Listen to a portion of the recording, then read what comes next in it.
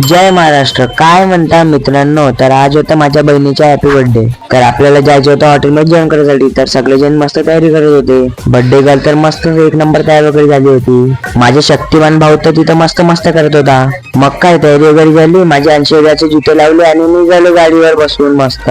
मग काय आपण फिरता फिरता वरोरा नाका पोहोचलो. तिथं माझी बहिणी मस्त फोन बघत होते. मग काकाजी केक घेऊन आले. पोरं तर मस्त तिथं गेम खेळत होते. मग नागपूर रोडने सीधा सीधा निघालो. पोहोचलो आपण शिवान हॉटेलमध्ये. तिथं पोहोचल्याबरोबर माझ्या भाऊ तर डायरेक्ट स्कूटर चालवायला लागला.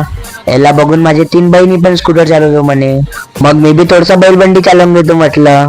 माझी बहीण बी थोडीशी बैलबंडी चालवली. मग अंदर गेलो, ऑर्डर वगैरे दिलं.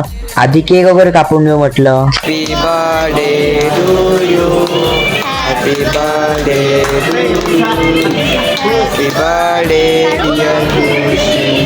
मग केक वगैरे कापला.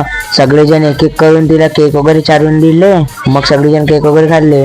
या हॉटेलमध्ये पूर्ण खेड्यागावातल्या घरची फील येत होती. तेवढ्यातच आमचे जेवण आलं. मग जेवण करायला वगैरे बसलो. पनीरची भाजी वगैरे होती.